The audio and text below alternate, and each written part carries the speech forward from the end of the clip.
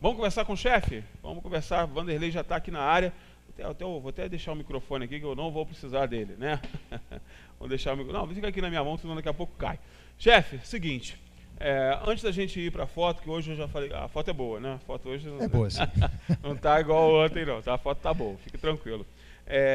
A gente teve esse caso hoje, né? E é preciso a gente dar uma repercutida, porque a gente está a semana inteira falando da questão da saúde, né, Vanderlei? Falamos da necessidade dos vereadores se posicionarem, da dificuldade, da falta de transparência que a prefeitura acaba sendo atuando. Tivemos ontem, né, essa questão do vereador ser indicado por uma comissão fiscalizadora de surpresa, né? Quer dizer, não chama ninguém da comissão específica que tem a casa, mas chama, né? Bota o nome de um vereador lá como se a fiscalização fosse algo realmente para inglês ver, ou que não tem a menor responsabilidade. E agora a gente vê uma instituição tão importante agindo com retaliação, porque efetivamente é o que aconteceu, né? A situação da saúde está piorando a cada dia, né, Vanderlei? Bom, ver os vereadores discutindo essa questão, trazendo para a Câmara a discussão da saúde, a questão da relação médicos-HCT, isso é importante. É um avanço na questão do processo legislativo. Agora, aí quando você vai ver o Executivo fazendo essa lambança de uma gravidade muito maior do que se parece, porque as comissões, os conselhos, eles são criados para fiscalizar, para acompanhar. E eles têm os seus integrantes como referência das instituições que eles representam. Então, quando você coloca um vereador, um representante da Câmara numa comissão, o que está ali, quem é dono dessa vaga, dessa cadeira, não é o vereador, nem o prefeito que escolhe o vereador que interessa mais a ele. De jeito nenhum. Isso é uma prerrogativa da Câmara, e às vezes nem do presidente. Às vezes há até que se discutir na própria Comissão de Saúde, ou com todos os vereadores, qual vai ser o vereador mais preparado, mais qualificado para ficar acompanhando aquela questão.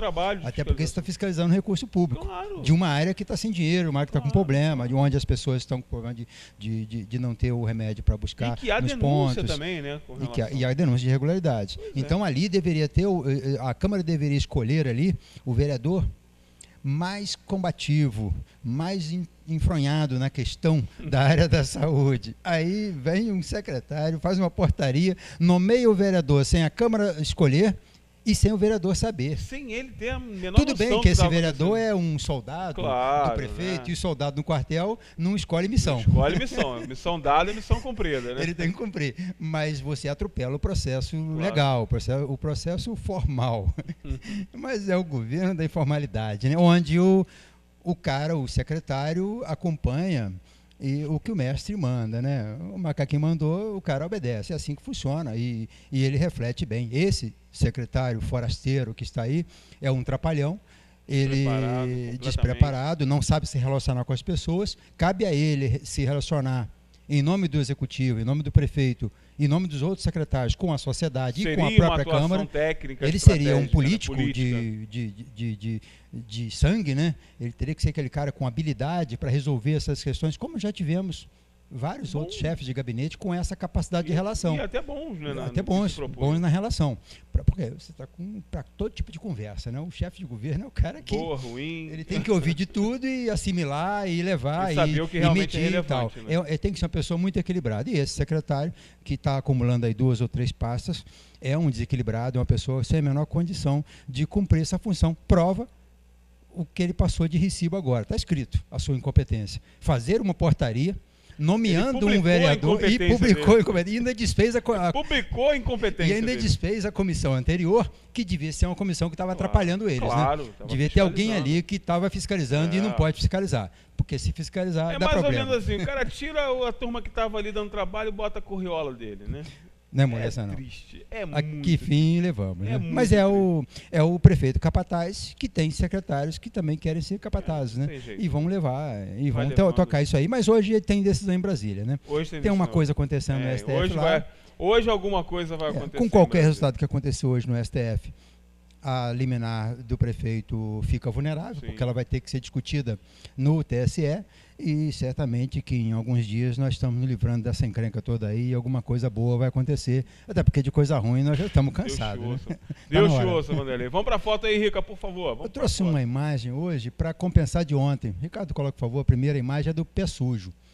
Ontem a gente mostrou aquela imagem ruim para mostrar o mercado municipal. Nossa Senhora. Então tá aí, essa eu não tinha, eu nunca tinha, eu não tinha um registro da fachada do restaurante Pé Sujo, que era do Cláudio, né? Chamava de Pé Sujo, mas na verdade é o Cláudio Bar e Restaurante. Tá aí o proprietário na frente do seu bar, que tinha uma carinha assim meia simples, mas era uma comida muito apreciada, né? As pessoas vinham de longe para esse restaurante, nesse cantinho ali que funcionava no mercado municipal, mineira, ali, onde está hoje a UPA, né? Naquele terreno onde tinha a manobra dos caminhões, aquela Depois coisa. Depois ele saiu, deixou de ser Cláudio, virou realmente Pé Sujo, aí tinha a marca do Pé Sujo e tal. O Pé Sujo nessa época era um cantinho só, estava escrito cantinho Pé Sujo, depois ele virou. Pé Sujo, mas depois ele virou a marca mesmo. Mas eu prometi uma foto boa para hoje, e aí não trouxe uma só não, eu trouxe uma sequência de umas 10 fotografias aí. Olha, essa é sensacional. Essa é a imagem da Estação da Várzea, né? Essa eu já vi, no dia da inauguração. Né? Olha, a inauguração. Essa aí é a inauguração dela, em 1926. E o trem vinha por trás ali, né, Vanderlei? O pessoal sempre pergunta isso, né? E o trem passava na frente ou passava por trás? Porque nesse terreno onde estava a estação, tem hoje o Colégio Estadual, com mais o SES, e mais o prédio o prédio do Fórum. Então, aquele pedaço todo ali. E eles avançavam um pouco atrás sobre aquela região onde tem o Ministério do Trabalho. O pátio era muito grande, né? Então, a área você cabia essa estação no meio do terreno, longe da avenida e longe do barranco. Longe do barranco, né? Atrás, e o trem passava por aí, trás. Na sequência, nós temos essa aí é a imagem que algumas pessoas lembram da estação. É o que restou nos anos 60. Porque essa estação de 26, ela teve o seu período isso aí do auge, na parte da né? frente ou na parte de trás? Isso aí é a parte da frente, em 1967. Isso provavelmente é o ano da destruição desse prédio, que vai ser construída sobre esse terreno todo ali no Colégio Estadual. Ali, né? Já estão preparando para destruir. Já estava preparando para destruir mesmo o negócio. Né? Mas aí eu trouxe uma sequência de imagens da estação, quem trouxe aquela primeira, né, que é uma foto interessante. Agora a gente tem a imagem da estação, uma tomada mais distante, né, para ter uma noção do que tinha ali. Aquele barranco ali aumentou porque ele caiu uma época, então você tinha uma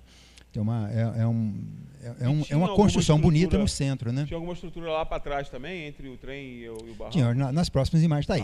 Agora você está vendo a imagem da reta. Aí dá para perceber havia uma praça na frente, que é a Praça 3 de Outubro, onde ficava o busto do Zé Augusto Vieira. Depois tiraram ele, mandaram para o Sakurá, para a Praça Sakurá, e colocaram no lugar o busto do presidente Dutra. Dutra, né? E depois tiraram ele também. Depois tiraram ficou Dutra sem também, busto né? nenhum. Esse negócio de busto em via pública é complicado. Tem que escolher bem o local. Né? Tá aí outra imagem da estação, vista da ponte da rua Francisco Sá, né? Você tem ali você dá para ver lá no final isso aí é uma fotografia de antes de 1952. Aquele barranco vai despencar, porque o pessoal, com essa extensão, com essa estação aí, as pessoas se movimentando em torno dela, eles tiravam saibro naquela saibreira dos fundos ali. Era comum retirar de saibro. Aí despencou tudo, deu um problema. Né? Aí é o Rio, outra fotografia tirada da ponte da rua Francisco Sá, rua Solimões na época, hoje Calçada da Fama, na verdade, rua Francisco Sá, e vê-se lá a estação sozinha, né? O Rio aí com o mato tomando conta das margens, né? Mas a estação sozinha no canto lá, que é uma característica dos anos 40 em Teresópolis. Essa imagem é muito interessante, ela mostra uma família chegando na estação. E aí já está mostrando o que tem atrás daquele prédio, né? A gente viu o jardim na frente, já dá para perceber que os trens manobravam, tinha o pátio de manobra atrás, né? Trás, tá, gente, da estação, né? Essa é a família... Muita gente tem essa curiosidade, né, Vanderlei? E o trem parava na frente, parava atrás, como é que era? Aí você já está vendo, né? Olha, parte de trás da estação, como acontece em todas as estações. Essa é a imagem da família para campo, e é interessante. Esse pátio atrás tinha vários pontos de linha onde o trem ficava numa ou noutra linha, mas não tinha área de manobra. Não tinha como fazer a volta, não tinha mesmo, rodar, não tinha aquelas rotatórias, não permitia isso, só tinha isso no subirbo. Então você tinha que vir o trem de frente e voltar de ré, ou o contrário. Essa outra imagem muito interessante é uma foto do Mário Baldi mostrando os floristas na estação. Olha, lá na frente dá para ver um arco, né? Aquela é a ponte primitiva da Rua Duca de Caxias. Acima do boné do vendedor de flor ali, dá para ver que tem a ponte histórica, né? Tinha que ter sido preservado. Aí você vai ver as árvores na reta, né? Um trechinho da praça. E aí, o pessoal vendia flor ali na estação mesmo? Era comum, né? Porque Teresópolis produzia flores nessa época, né? Nos anos 50, 60, era comum as pessoas virem a Teresópolis para comprar. Tinha os produtores de flores. Depois, essa produção de flores ela vai ficar mais com Friburgo, né? Hoje a nossa produção de flor... A produção de flor em Friburgo é muito forte. A nossa produção Brasil, é muito modesta. São poucos produtores trabalhando com flores em Teresópolis, ficou mais para a questão da agricultura mesmo, mas é uma característica de se vender flor na estação. Então você tem esse registro do Mário Baldi, e Mário Baldi é um fotógrafo top, né? E é o fotógrafo dos detalhes. Um austríaco que andou por Teresópolis, fotografou aqui, morou no Vale Paraíso, ali perto do Hospital das Clínicas, e viveu aqui nos anos 30, 50, 20 e poucos, até 50 e poucos, né? E vai morrer lá na aldeia indígena, nos seus trabalhos. Morre ele e a esposa, né? A morte dele é muito interessante, como aconteceu, né? A esposa dele foi mordida por uma cobra, né? Ele vai socorrer e tal, então os dois estão sepultados numa aldeia indígena no Mato Grosso. História bacana, né? Essa outra imagem mostra a estação na chegada do trem, que era o charme, né? Que era o evento social, né? A cidade parava para ver o trem chegar. Então minha você mãe tem aí. Conta sempre que quando o trem chegava. E como não tinha carro, né? Todo mundo para a praça para ver. Para ver quem está chegando. Como as pessoas estavam usando, o tipo de roupa, né? Verdade. O tipo de gente que estava chegando na cidade. Todo mundo conhecia todo mundo, né? Então era... o meu avô levava todo mundo lá, né? Botava no carro, levava para assistir. Ver o trem chegar. E dá para ver que a reta não tinha esse negócio de carro, nada disso não, né? Vaga. No máximo, uns cavalos amarrados e uma charrete. Não tem moto parada em vaga de carro. Não tem nada disso. Eu acho que tem mais umas 2 ou 3 imagens ainda. Tá aí. Aí já é uma outra estação. Bem anos 50, né? Essa aí é característica mesmo. A frente da estação, com os calhambecas, os carros da época. A foto... são poucos registros desse movimento de carros em frente à estação. Mas foi feliz em fragar o fotógrafo essa imagem aí. E que belíssima praça que nós tínhamos, né? Com era uma praça, era um passo, né? Que era uma área de circulação de pessoas e de carros, né? Porque a estação exigia isso, né? Na hora da chegada do trem, você tinha que ter lugar para as pessoas se movimentarem. Não adiantava fazer muito jardim e as pessoas teriam que passar sobre o jardim. Então você tinha essa característica do passo aberto para as pessoas circularem com a charrete, com os carros, né? Muito bacana. Não sei se tem mais imagens, mas provavelmente tem tá aí. Você falou do que tinha atrás da estação, tá aí. Essa estação vista por trás. Dá para perceber que tem ali 1, 2, 3 ou 4 linhas de trem, né? Então o trem vinha, ele jogava desviava para uma linha dessa e saía por outra. A manobra de vagão era feita dessa forma para montar as composições, né? Muito bonita essa imagem, né? Interessante essa imagem. Dá para ver realmente registro... a parte de trás, que é o desembarque e o embarque. Lá no fundo tem o correio, agora de novo a parte da frente, né? Que é uma outra foto do Mário Baldi. Aí você tem uma diferença das fotografias comuns para a fotografia do Mário Baldi, né? Aí já a composição é diferente. Ele tem todos os elementos aí, tem a montanha, tem o céu, tem o poste de luz, tem a árvore, tem o jardim, tem o movimento das pessoas, né? É o fotógrafo que tem essa capacidade de captar a imagem, né? E lá no fundo aquele prédio é o prédio dos Correios, né? Então dá para ter uma ideia ali, essa imagem teria sido feita. Mas já era o Correio naquela época? Já era o Correio. Esse prédio foi construído no final dos anos 20 para ser o Correio, né? Que bacana. Um prédio construído para isso. Ele é de... Talvez seja um dos mais antigos aí, então. Ele é de antes da estação, é um dos prédios assim, de órgãos do Estado, né? Não tanto porque ele é dos anos 20 e nós já tivemos aqui 2 prédios dos anos 10, que é o prédio do convento, o prédio da prefeitura, né? Ali no alto.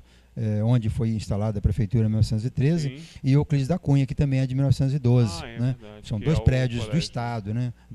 Duas obras do Estado no município. Né? A partir de 1913, quando passamos a ter os prefeitos engenheiros, né? Arthur Grealg, Benjamin do Monte, Simões Correia. Então você tinha as pessoas, né? Aí você tinha as obras de vulto, né? E o prefeito da cidade era um nomeado do governador, mas era um cargo, era um funcionário técnico do Estado. Então ele vinha para resolver os problemas da cidade. Ontem mesmo eu estava vendo no acervo um livro livreto de trabalho que o Arthur Grenal, que foi prefeito em 1920, mandou para a Câmara, junto com o orçamento do ano seguinte, para os vereadores aprovarem.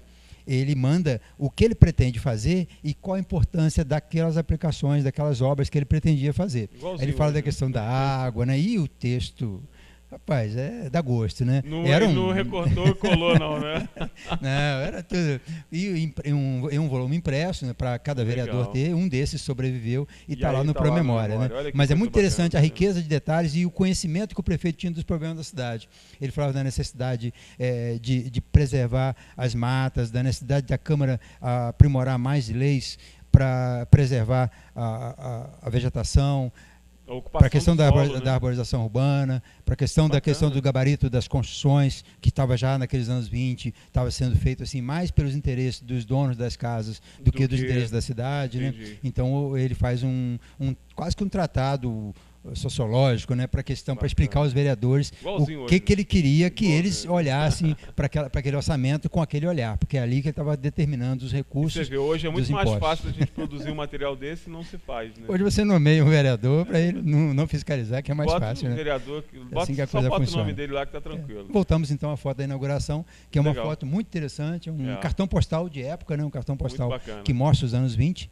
E mostra aí essa nossa estação, que acabou sendo o ponto final da Estrada de Ferro, que não deveria ser aqui. A estação, o ponto final do trem iria até Venda Nova, Sebastiana, que era a área de produção de marmelo para escoar essa mercadoria para o Rio. Mas não aconteceu, né? Não aconteceu, o tempo mudou, veio o caminhão, veio os outros transportes e o trem acabou. Gente. Vanderlei volta amanhã, com certeza. Espero que você tenha aproveitado aí, né? Essa aula de história aí rapidinha sobre a nossa estação do trem, nossa antiga estação do trem, né, que guarda tantas lembranças aí dos nossos pais, avós, né, bisavós. Muito bacana. Amanhã estamos de volta, né, chefe? Amanhã estamos de volta. Vamos selecionar uma... Vamos separar. Essa foto do dia está virando uma série de fotos do dia, né? Série. Mas às vezes é necessário trazer umas fotos complementares para falar. Mas certamente amanhã vamos escolher uma imagem interessante e um tema que possa contribuir para o conhecimento das pessoas com relação à história da cidade. É isso aí. Vamos para o intervalo comercial rapidinho. Daqui a pouco eu estou de volta, né? Vamos ver matéria, vamos finalizar o programa. Já já a gente está de volta.